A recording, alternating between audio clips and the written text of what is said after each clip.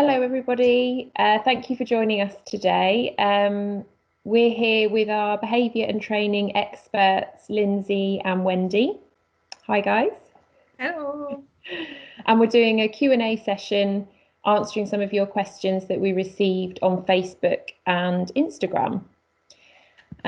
So we'll start with quite a relevant question because of COVID and lockdown, and a question that we do see come up quite a lot is Ruth, and this was on Facebook. So she said, I'm hope to bring a puppy home soon, and I'm planning to socialize it. In the future, I would love to take him away in my camper van. How long will he need to settle in the home before I disrupt his routine by taking him away on overnight camping trips? So a question generally, about general socialization, but also wanting to take away in a camper van. Lindsay, do you want to take this? I can do, yeah. Oh, I mean, this is something that Wendy does quite regularly, I think, with her dog, isn't it? So I'll have okay. You can fill in any gaps. Yeah, I would. With all puppies and their socialization, it needs to be very relevant to what you want your puppy to be able to do in your life. So the first thing for most puppies would be give them a good week or two to get settled in with you and your home and your routine, and get them feeling safe with you, because obviously they've just come away from their familiar home. They're the breeder, the litter. They've got to learn to kind of cope with all of that, and you need to be there to support them through that, and have a little bit of empathy about how they're feeling about all of that.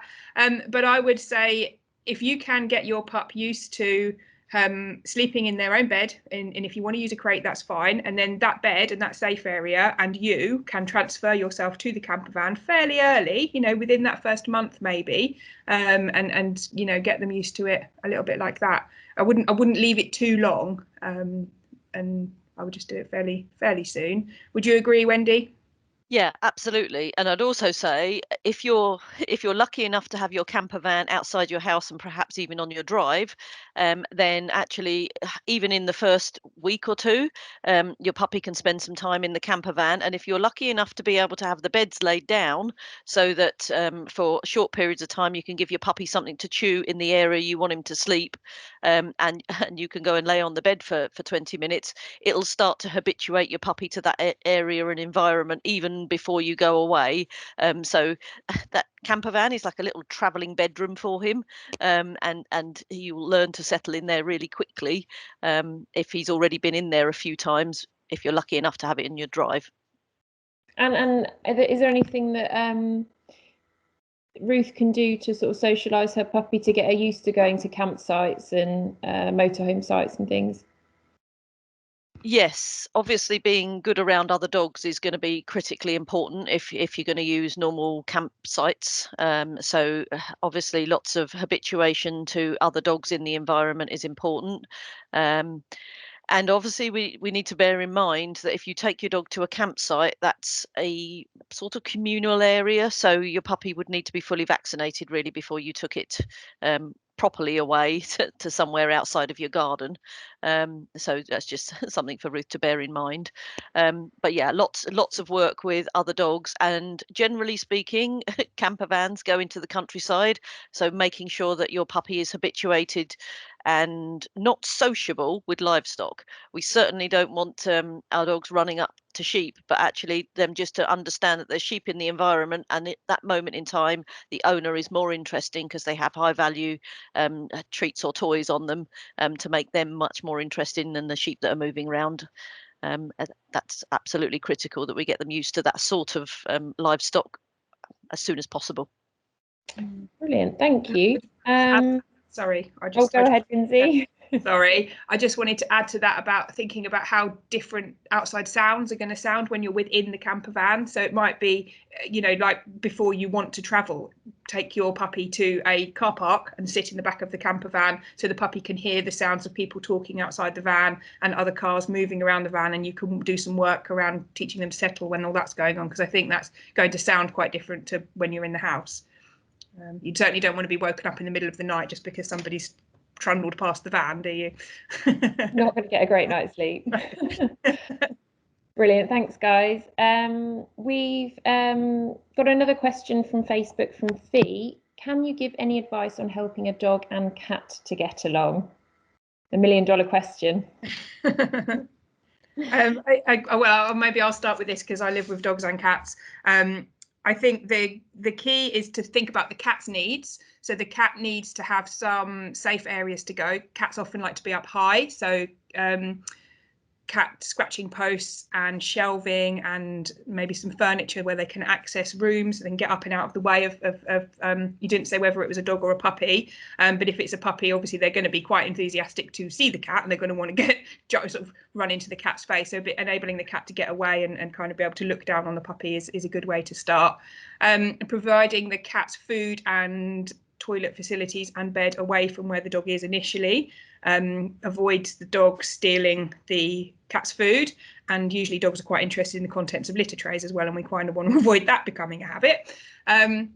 From the dog's point of view, they need to learn to be calm around the cat. So the cat walking in and out of the room and just being around, they kind of need to learn that that's a fairly non-event. So initially I would have the dog on a lead, and I would do some work on teaching them to kind of be calm, look at the cat, pay attention to the owner, and reinforce nice calm behaviour. What you want to avoid is any opportunities for the dog to chase the cat and learn that that's a fun behaviour to do, because they can learn that quite quickly.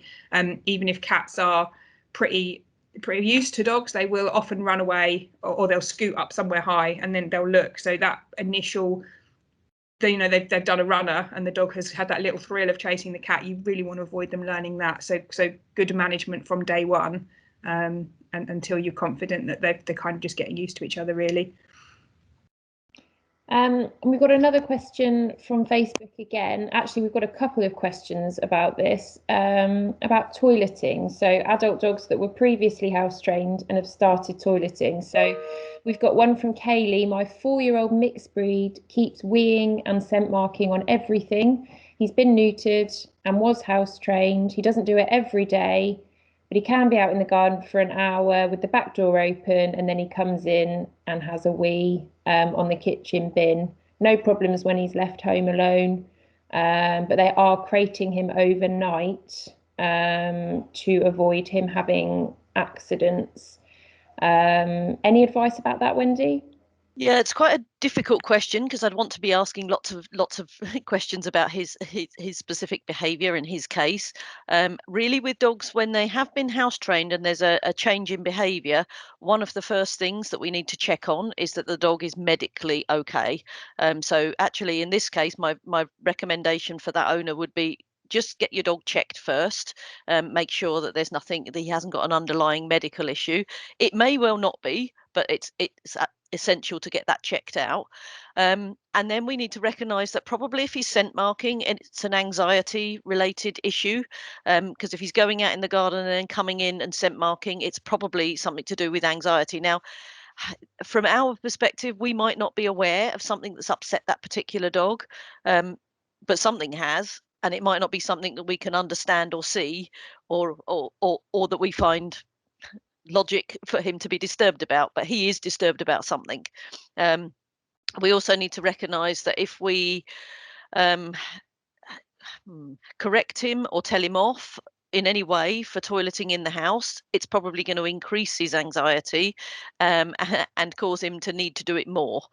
So we need to be really understanding about the fact that he is struggling, and also if he's being put in a cage at night because it's become a problem recently, that in itself might be exacerbating the issue, or condensing the issue. So really, I'd probably suggest this customer does contact us for some one-to-one if nothing that I've spoken to kind of logically helps them, but certainly not punishing him, and making him feel secure, perhaps using a DAP appeasing collar or plug-in would definitely be a good suggestion as a starting point to look at it. What do you think, Lindsay?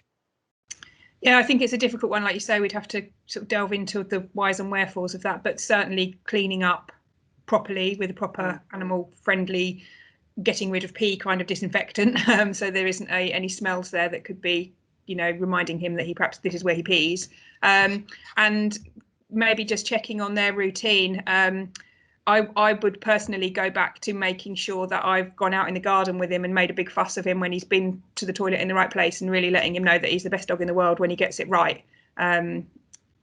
But yeah, medical would be my first thing, as you said. Yeah, they don't really mention if they're walking him regularly either, and I guess that's another factor. Lindsay, you mentioned routine, so you know, if he's getting out for his walks, maybe that's changed, maybe something in the family circumstances have changed. So it'd be good to have a chat, I think, like you say, with Kaylee in more detail about that. If she wants to get in contact with us, please do. Along the same lines, Jeanette from Facebook, slightly different toileting to Kaylee's problem, but how do I stop my 3-year-old Jack Russell Cross Chihuahua from happy weeing? Okay. Okay, I love that expression. Absolutely love that expression. So by happy weeing, I'm assuming that she means when she gets home or she comes into the house from outside, her dog runs up to her and is highly excited, and then just urinates a little bit at that moment in time. It's generally in that set of circumstances, it's a slightly appeasing behavior, and what we mustn't do is be at all angry. So generally speaking, when I deal with the dog that's doing that, then I would suggest that the owner goes outside the house to do the greeting. So it doesn't matter. It doesn't matter if she tiddles on the I don't know, gravel or the paving outside or the grass, and do the greeting, and try not to focus too much attention on her. It doesn't mean completely ignore her, because that's weird, but just not to get so excited when she gets home. So it's a hi, good girl, off you go and do a wee. Wander around the garden with her for a few minutes. When she's settled down, then greet her and be affectionate towards her, and then go in and be very calm with her in the house.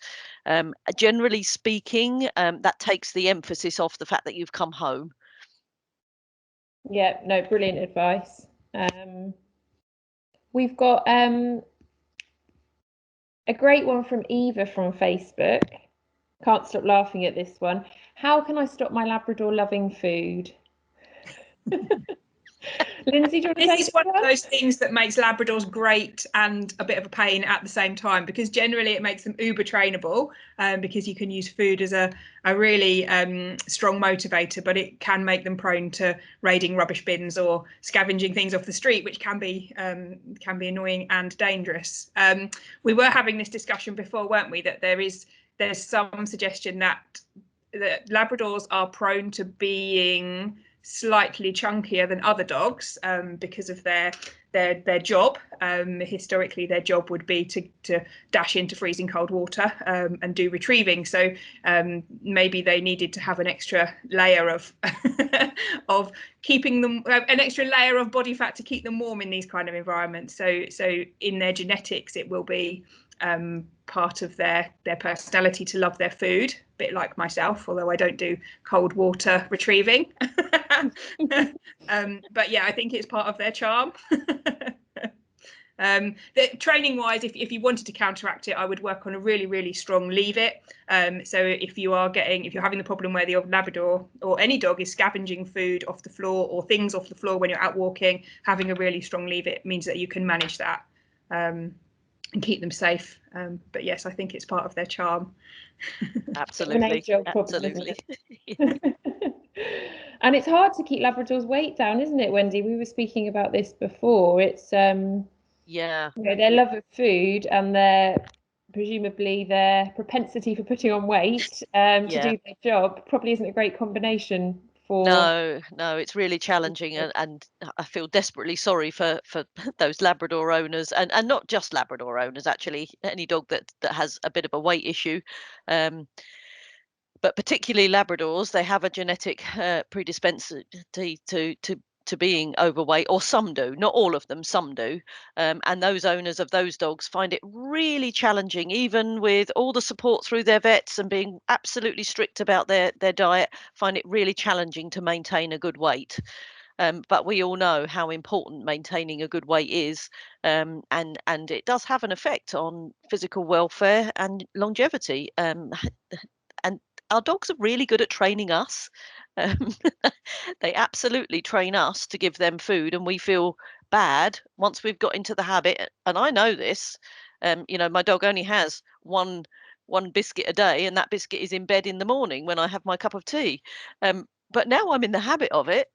Honestly, she has totally trained me that she gets that biscuit every time. Fortunately, I've managed to train myself not to give her my food at any other time, but it's really difficult. And we need to bear in mind that they are very, very good at training us to give them food. If they look at us with those lovely doughy eyes, we're inclined to reinforce that. And once we've reinforced that by giving them a little bit of what we're eating, they're just going to do it again. So they're training us. They are absolutely training us. And then on that note, there's absolutely no harm in replacing fatty dog treats with something healthy like Mange 2 or blueberries or a little bit of raw carrot, broccoli. A lot of these vegetables are perfectly safe for dogs to eat, and they have far, far less calories than some of the shop bought biscuits and treats. But it'd be interesting to know if anybody's got any healthy treats that their dogs particularly like. Mine are a sucker for a blueberry and a raspberry. And bit of banana, they love it. I didn't even know you could feed dogs that. Do you know, banana? Yeah, dogs love bananas. Yeah. On the fruit note, grapes is a big no-no. But a lot of other fruit they can have. Yeah. And I guess maybe finding different ways to feed them as well. So maybe not bowl feeding Labradors, because you know it's over in 2 seconds, isn't it? And then it's gone, and then they're still hungry. Yeah, absolutely. I mean, for a Labrador, really, if you've got a grass garden, then scattering it far and wide across your grass, because they are a scenting breed. They're particularly good at searching. And because they're so foodie, they're not going to leave any out there for the birds to eat. So it would take up an enormous portion of their morning searching for the food and giving them something to do. Great, fabulous advice. We've got a question from Rebecca on Facebook. Actually, again, we've got a couple of questions about this. These are pretty similar. So Rebecca's asked, any advice for recall? Our dog just isn't interested in high value treats or toys on a walk. If there's something more interesting around, like squirrels, sounds like my dog. And we've got a very similar one that, if I can find it, from Jackie on Facebook as well. My little dog has no recall skill whatsoever. He isn't food or treat orientated whilst out walking. I'd love to be able to release him from his lead to let him play and run, but ... Okay, so really there are options. Obviously there's some work we can do to improve the recall. Absolutely. There's lots you can do. However, there is also the other option of using a secure dog field. There are so many around nowadays that you can go ahead and hire a secure dog field, which would mean that there isn't things that they can chase or escape for, or escape from the field and run over a road. So for some owners, the secure field, and for some dogs, the secure field is the better option. But equally, there's lots we can do to improve the recall. And I think that Lindsay might have a toy up her jumper somewhere. It's not my jumper, I do have it. So yeah, if you've got a dog that's into chasing small furry animals, having a toy that you can use to replicate that is a really great way of reinforcing recall. So it's on about a meter long string, and it's made of fleece, so it's quite nice for dogs to play tuggy with. And it's not going to work on its own. It tends to work if you have done a little bit of sort of pre-training, if you like, getting this out, having a great game with your dog. Whipping it around on the floor as if you're playing with a cat is a really great way of getting them engaged in it. So you're kind of stimulating that chase that they really, really enjoy. Doing a little bit of work of this in the garden, getting them really hooked on playing with this kind of toy, and then it's a really great way of sort of using to get them back on a recall or reinforcing a recall. And I would always use this kind of thing in conjunction with a long line at the beginning. So you can use the long line to give them some freedom, but you can hold the end. So you can always, if they are refusing to listen to your recall, you can kind of give them a little nudge with the long line and wave the toy at them, and hopefully they'll come running back to you for a great game. a great game of tuggy, and the opportunity to hunt this little fairy toy instead of the naughty squirrels. Absolutely. And before, weren't you, that there are secure areas where you can let dogs off lead to maybe practice recall or just give them a little run around? Yeah, if you Google dog fields for hire, that should come up with a list of dog fields, and you can put your area in and work out where your local dog fields are. So that's a really good resource to use. And the other thing is, we've got the video on our website on Chase Recall. So I think it's, can't remember what it's called now, but Recall for Dogs That Chase or something. Yeah. So I would kind of point everybody in that direction to have a go at some of the techniques that Lindsay's explaining. It goes through the program of how to do that and make it effective, because it's step by step. You've got to do the steps, and you've got to do all the steps to have a really good recall in that environment, and not expect it the minute you take the toy out to be the toy's gonna be your defense against chasing squirrels. It so isn't. No, and there's a general thought that recall is only as good as the practice that you've put in. So lots of practice of successful recalls where your long line comes in, because your dog can't then ignore you because he's too busy sniffing, because you can gently reel him in if you've called him. And also remembering not to call him to you if you haven't got something lovely for him. So don't call him to you and give him a bath. If he doesn't like the bath, call him to you and give him a piece of chicken or something like that. Great advice there. Okay, we've got one on Instagram, Crouch Family in the Country. How do I stop my 3-month-old puppy from having really crazy biting sessions, especially in the evening? Now, I don't think they're alone in this. But Wendy, have you got any advice for this family? Yeah, it's an absolutely normal developmental stage, and if anybody is on here looking at puppies, I would absolutely suggest that they look on our website, because we do run the Reality of Puppyhood webinar, which is on the 31st, and also Surviving Adolescence that same evening. But I would direct people to that, because it goes into this element in some detail, because this is a big thing for puppies. It's normal, and they go through this and they will grow out of it. So that's the first thing to absolutely know. You haven't got to survive this forever. But equally, there is some things you can do. When you know it's going to happen, if you can prepare for that time of the evening, and you know it's going to happen, and have some chews ready, and it might be that you also need to use baby gates or puppy pen, so your puppy can go in his puppy pen, or behind his baby gate. So at that time of day, he gets something tasty. So a stuffed Kong, a yak chew, something that he's going to really like and that he's going to settle for. So it's an alternative to winding himself up. And at that point in the day, that can work really, really well. Obviously, other times of the day, and we often have customers that have a big problem with small children, and the small children are much more exciting than us lumbering adults, and the puppies find chasing after the small children and hanging off their dressing gowns, and biting their legs and slippers and trousers really exciting. And I can completely understand that from the puppy's perspective. It is much more exciting because generally speaking, the children are more fun. So It's a squeak. yeah, children squeak, absolutely. So some of the techniques, like Lindsay had that toy a second ago on a line. So if the children have access to a toy, they can pick the lead up and drag the toy around on the floor. So the puppy, instead of biting the ankles, goes and bites the toy, and that works really well. Also having what we call house wellies. So the children can wear wellies when they're coming down in the morning, and that puppy's at that kind of manic stage, or other times of the day that the owners know that it's going to be a bit of an issue with the children. So they put their house wellies on so that the nipping and biting doesn't hurt, so they don't react, and then they can direct the puppy much more safely onto something appropriate for it to put in its mouth. Does that make sense? Makes sense to me, absolutely. And as with any of these questions, if people do need a bit more detailed advice, or have some more questions or concerns, then they can always get in contact with us, can't they? And talk about any of these issues in a bit more detail. I think lastly, we've just got time for one more. So we've got Leslie on Instagram. How do I train my 11-month-old rescue not to chew her bed?